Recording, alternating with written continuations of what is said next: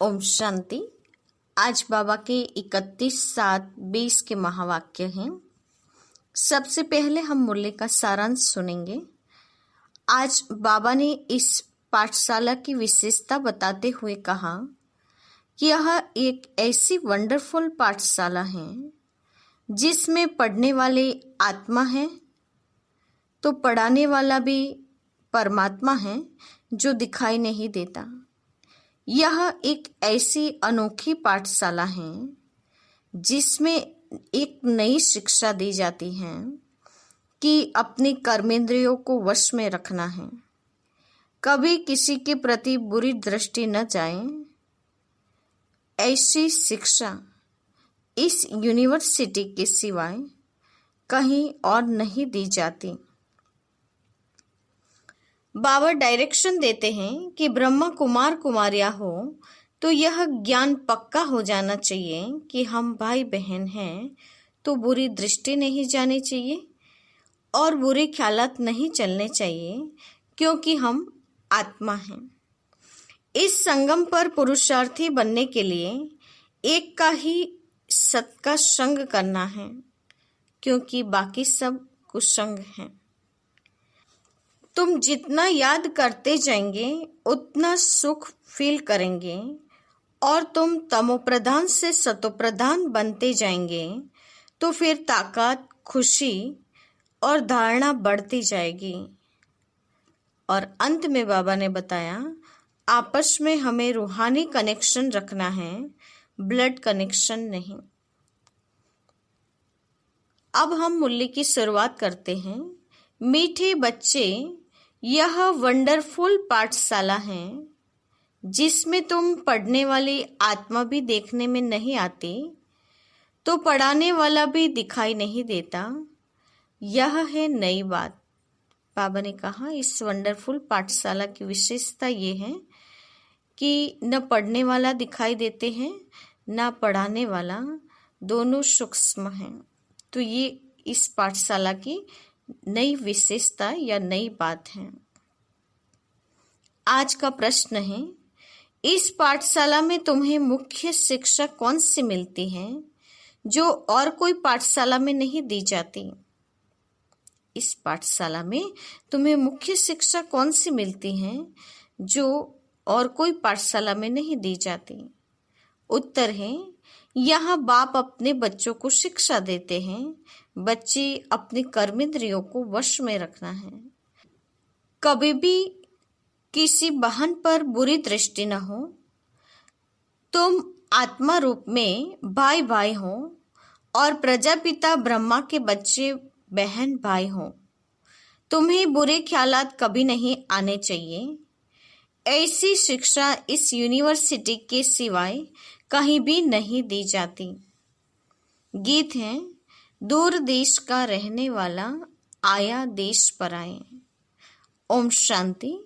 न दूर देश के रहने वाली आत्मा देखने में आती है, न दूर देश में रहने वाला परमात्मा देखने में आता है।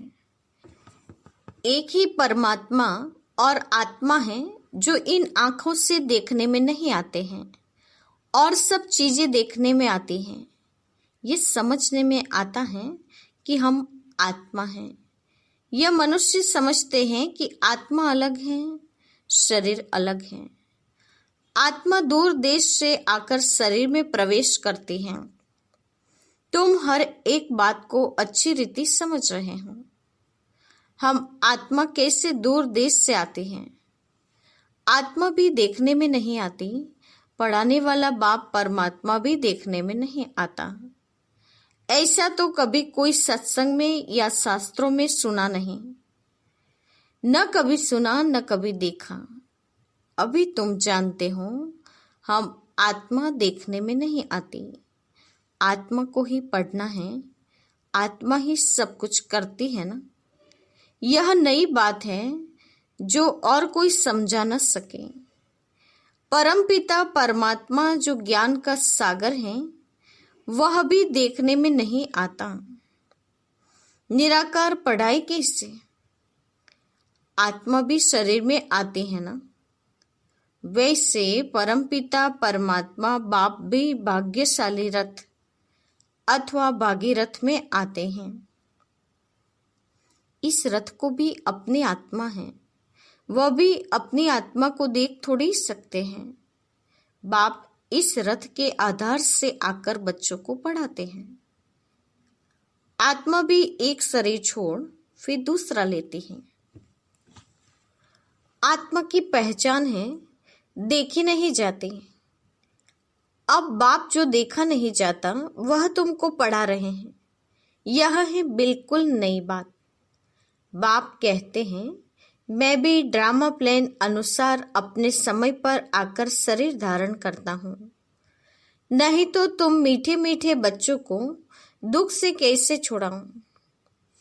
अब तुम बच्चे जागे हुए हो, दुनिया के मनुष्य सब सोए हुए हैं, जबकि तुम्हारे पास आकर समझे और ब्राह्मण बने।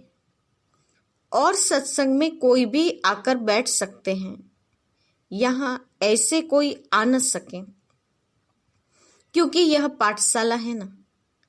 बैरिस्टरी के इम्तिहान में तुम जाकर बैठो तो कुछ भी समझ नहीं सकेंगे। यह है बिल्कुल नई बात। पढ़ाने वाला भी देखने में नहीं आता, पढ़ने वाले भी देखने में नहीं आते। आत्मा अंदर सुनती है, धारण करती है, अंदर निश्चय होता जाता है। यह बातें तो बरोबर ठीक हैं। परमात्मा और आत्मा दोनों देखने में नहीं आते। बुद्धि से समझा जाता है मैं आत्मा हूँ। कई तो यह भी नहीं मानते, कह देते नेचर है, फिर उसका वर्णन भी करते हैं। अनेक मत है ना। तुम बच्चों को इस नॉलेज में बिजी रहना है। कर्मेंद्रियां जो धोखा देती हैं उनको भी वश में करना है। मुख्य है आंखें जो सब कुछ देखती हैं। आंखें ही बच्चा देखती हैं तो कहती है यह हमारा बच्चा है, नहीं तो समझे कैसे। कोई जन्म से ही अंधे होते हैं तो फिर उनको समझाते हैं ये तुम्हारा भाई है, देख नहीं सकते, बुद्धि से समझते हैं।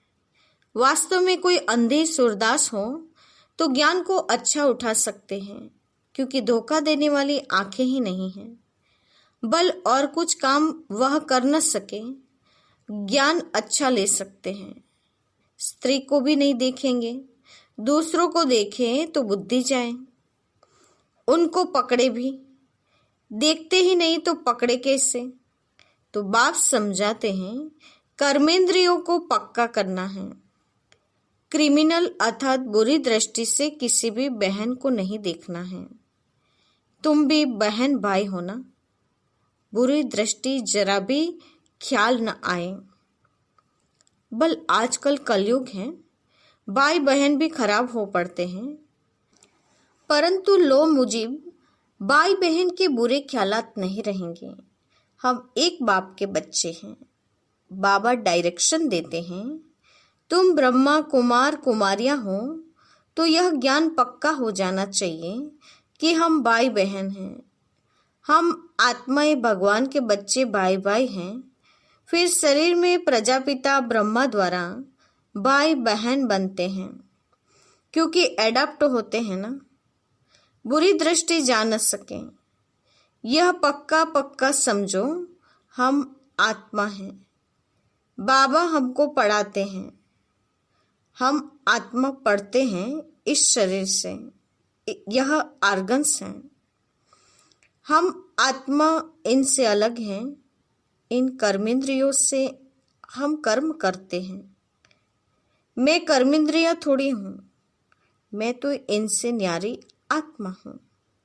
ये शरीर लेकर पार्ट बजाता हूँ, सो भी अलौकिक। और कोई मनुष्य यह पार्ट नहीं बजाते, तुम बजाते हो। घड़ी घड़ी अपने को आत्म समझ बाप को याद करना है। फिर वही हमारा टीचर भी हैं और गुरु भी हैं। वह साकार बाप टीचर गुरु अलग अलग होते हैं। यह निराकारी एक ही बाप टीचर और गुरु हैं। यहाँ बच्चों को अब नई शिक्षा मिल रही है। बाप, टीचर, गुरु तीनों निराकारी हैं। हम भी निराकार आत्मा पढ़ती हैं। तब तो समझा जाए आत्मा परमात्मा अलग रहे बहुकाल, मिलना यहाँ ही होता है। जबकि बाप को आकर पावन बनाना होता है। मूल वतन में आत्माएं जाकर मिलेगी। वहाँ तो कोई खेल नहीं, वह तो है अपना घर। वहाँ सब आत्माएं रहती हैं। अंत में सब आत्माएं वहाँ चली जाएगी। आत्माएं जो पार्ट बजाने आती हैं वह बीच से वापस जा नहीं सकती। अंत तक पार्ट बजाना है, पुनर्जन्म लेते रहना है ताकि सब आ जाएं। सतो प्रधान से सतो रजो तमो में आ जाएं, फिर पिछाड़ी में नाटक पूरा होता है तो तमो प्रधान से सतो प्रधान बनना है। बाप सब बातें तो ठीक समझाते हैं ना। ज्ञान मार्ग है ही सत्य, सत्यम शिवम सुंदरम कहा जाता है ना। सत्य बोलने वाला बाप एक है। इस संगम पर पुरुषार्थी बनने के लिए यह एक ही सत्य का संग होता है। बाप जब आते हैं तो बच्चों से मिलते हैं, तब उसको ही सत्संग कहा जाता है। बाकी सब है कुसंग। गाया जाता है सत का संग तारे, कुसंग बोरे। कुसंग है रावण का। बाप कहते हैं मैं तो तुमको पार ले जाता हूं, फिर तुमको डुबोते कौन है। तमो प्रधान कैसे बन जाते हो यह भी बताना पड़ता है। सामने दुश्मन है माया, शिव बाबा है मित्र। उनको कहा जाता है पतियों का पति। यह महिमा कोई रावण की नहीं है। सिर्फ कहेंगे रावण है, बस और कुछ नहीं। रावण को क्यों जलाते हैं? वहां भी तुम बहुत सर्विस कर सकते हो। बाबा ने कहा जहाँ रावण का भूत बनाकर जलाते हैं वहां भी जाकर सर्विस कर सकते हो, पब्लिक को समझा सकते हो। कोई भी मनुष्य मात्र नहीं जानते कि रावण कौन है, कब आते हैं, क्यों जलाते हैं। ब्लाइंड फेट है ना। तुम बच्चों को समझाने की अथॉरिटी है। जैसे वह शास्त्र अथॉरिटी से सुनाते हैं ना, सुनाने वाले भी बड़े मस्त होते हैं, पैसा देते रहते हैं। संस्कृत सिखाओ, गीता सिखाओ, इसके लिए भी पैसे देते हैं। बाप समझाते हैं बच्चे तुम कितना waste of time, waste of money करते आए हो। तुम्हारे पास जो इस ब्राह्मण कुल के होंगे वह आते रहेंगे, इसलिए तुम प्रदर्शनी आदि करते हो। यहाँ का फूल होगा तो आएगा जरूर। यह झाड़ बढ़ता जाता है।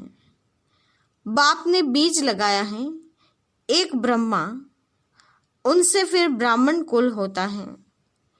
एक से बढ़ते गए, पहले घर वाले, फिर मित्र संबंधी, आसपास वाले आने लगे। फिर सुनते सुनते कितने आ जाते हैं। समझते हैं यह भी सत्संग है, परंतु इसमें पवित्रता की मेहनत है, जिससे ही हंगामा हुआ। अभी भी होते रहते हैं, इसलिए गालियां देते हैं। कहते हैं भगाते थे, पटरानी बनाते थे। पटरानी तो स्वर्ग में बनेंगी ना। जरूर यहाँ पवित्र बनाया होगा। तुम सबको सुनाते हो, यह महाराजा महारानी बनने की नॉलेज है। नर से नारायण बनने की सच्ची सच्ची कथा तुम सच्चे भगवान से सुनते हो। इन लक्ष्मी नारायण को कोई भगवान भगवती कह नहीं सकते, परंतु पुजारी लोग नारायण के चित्र को इतना नहीं मानते जितना कृष्ण को। कृष्ण की चित्र बहुत खरीद करते हैं। कृष्ण का इतना मान क्यों है? क्योंकि छोटा बच्चा है। महात्मा से भी बच्चों को ऊंच रखते हैं, क्योंकि महात्माएं तो घर बार आदि सब बनाकर फिर छोड़ते हैं। कोई बाल ब्रह्मचारी भी होते हैं, परंतु उनको मालूम है काम क्रोध क्या होते हैं। छोटे बच्चों को पता नहीं रहता, इसलिए महात्मा से उच्च कहा जाता है। इसलिए कृष्ण को जास्ती मान देते हैं। कृष्ण को देख बहुत खुश होते हैं। भारत का लॉर्ड कृष्ण है। बच्चियां भी कृष्ण को बहुत प्यार करती हैं। इन जैसा पति मिले, इन जैसा बच्चा मिले। कृष्ण में कशिश बहुत है, सतो प्रधान है ना। बाप कहते रहते जितना याद में रहेंगे उतना तमो प्रधान से तमो रजो में आते जाएंगे और खुशी भी होंगी। पहले तुम सतो प्रधान थे तो बहुत खुशी में थे, फिर कला कम होती जाती है। तुम जितना याद करते रहेंगे तो सुख भी इतना फील होगा और तुम ट्रांसफर होते जाएंगे। तमो प्रधान से सतो प्रधान में आते जाएंगे तो ताकत, खुशी, धारणा बढ़ती जाएगी। इस समय तुम्हारी चढ़ती कला है। सिख लोग गाते भी हैं, तेरे बहाने सर्व का भला। तुम जानते हो अभी हमारी चढ़ती कला होती है याद से। जितना याद करेंगे उतना चढ़ती कला होगी। संपूर्ण बनना है ना। चंद्रमा की भी लकीर रह जाती है, फिर कला बढ़ते बढ़ते संपूर्ण बन जाता है। तुम्हारा भी ऐसे है। चंद्रमा पर भी ग्रहण लगता है तो कहते हैं दे दान तो छोटे ग्रहण। तुम फट से 5 विकारों का दान दे नहीं सकते हो। आंखें भी कितना धोखा देती हैं। समझते नहीं हैं कि हमारी बुरी दृष्टि जाती है। हम जबकि ब्रह्मा कुमार कुमारी बने तो भाई बहन हो गए। फिर अगर दिल होती हैं इनको हाथ लगाएं तो वह ब्रदरली लव निकल स्त्री पने का क्रिमिनल लव हो जाता है। कोई को दिल अंदर खाता है। हम बाप के बने हैं तो हमको कोई भी बुरी दृष्टि से हाथ लगा नहीं सकते। फिर कहते हैं बाबा हमको यह हाथ लगाते हैं, हमको अच्छा नहीं लगता। बाबा फिर मुरली चलाते हैं, इससे तुम्हारी अवस्था ठीक नहीं रहेगी। बल मुरली बहुत अच्छी सुनाते हैं, बहुतों को समझाते हैं, परंतु अवस्था नहीं है। बुरी दृष्टि हो जाती है। इतनी गंदी दुनिया है। बच्चे समझते हैं मंजिल बहुत ऊंची है। बाप की याद में सेंसिबल हो रहना है। हम ब्रह्मा कुमार कुमारी हैं। हमारी रूहानी कनेक्शन है, ब्लड कनेक्शन नहीं है। यूँ तो ब्लड से सब पैदा होते हैं। सतयुग में भी ब्लड कनेक्शन होता है, परंतु वह शरीर योग बल से मिलता है। कहेंगे विकार बिगर बच्चे कैसे पैदा होंगे। बाप कहते हैं वह है ही निर्विकारी दुनिया। वहाँ विकार होता ही नहीं। वहाँ भी अगर नंगन हो तो वहाँ भी रावण राज्य हो जाए। फिर यहाँ और वहाँ में फर्क है क्या रहा। ये सारी समझने की बातें हैं। बुरी दृष्टि मिट जाना बड़ी मेहनत लगती है। कॉलेजों में बच्चे बच्चियां इकट्ठे पढ़ते हैं तो बहुतों की क्रिमिनल आई हो जाती है। बच्चों को समझाना है हम गॉड फादर के बच्चे हैं तो आपस में भाई बहन हो गए, फिर बुरी दृष्टि क्यों रखते। सब कहते भी हैं हम ईश्वर की संतान हैं। आत्माएं तो हुई निराकारी संतान। फिर बाप रचते हैं तो जरूर साकारी ब्राह्मण रचेंगे। प्रजापिता ब्रह्मा तो साकार होगा ना।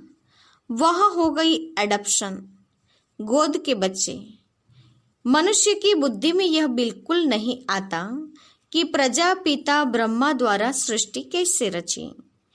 तुम प्रजापिता ब्रह्मा के बच्चे, ब्रह्मा कुमार कुमारियां भाई बहन ठहरे। बुरी दृष्टि की बड़ी खबरदारी चाहिए। इसमें बहुतों को दिक्कत होती है। ऊंचे ते ऊंच पद पाना है तो मेहनत करनी है। बाप कहते हैं पवित्र बनो। इनका भी कोई मानते हैं, कोई नहीं मानते।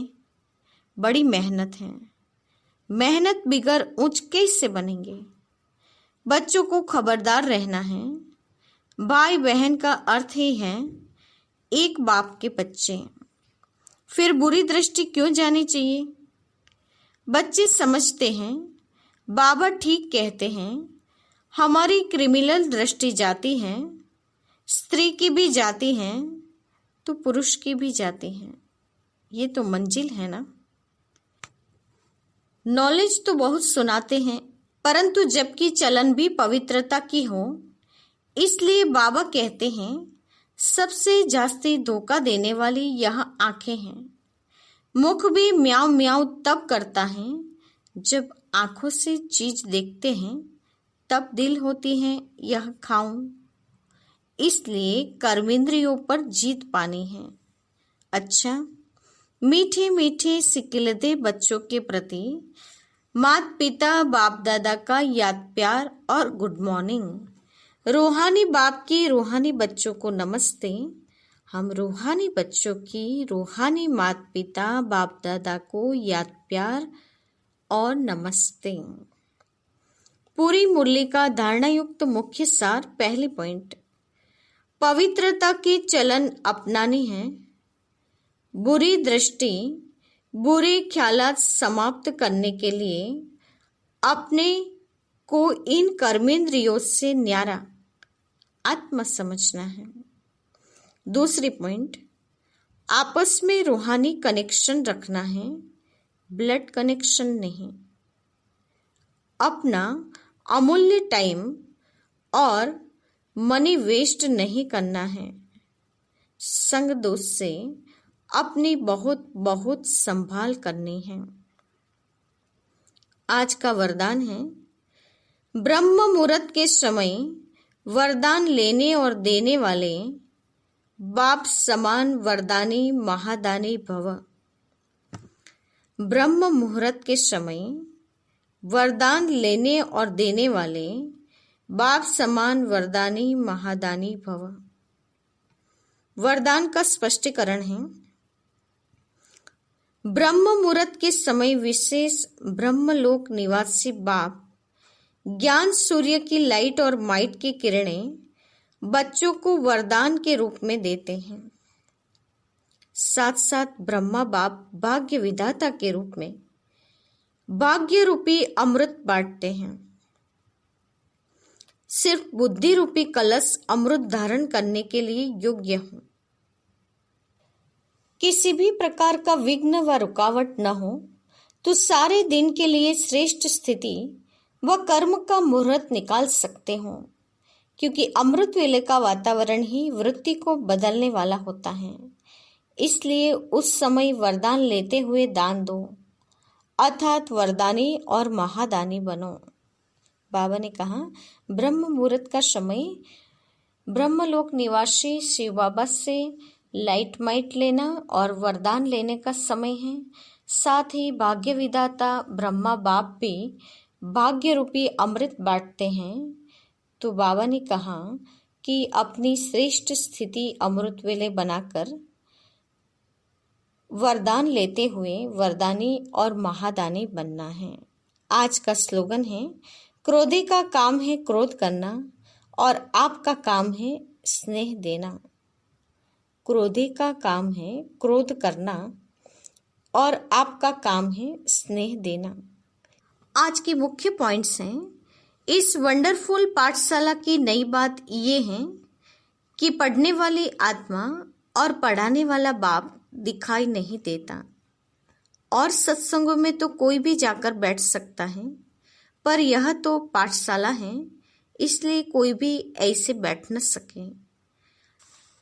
तुम्हें इस नॉलेज में बिजी रहकर जो भी कर्मेंद्रियां धोखा देती हैं उसको वश में करना है।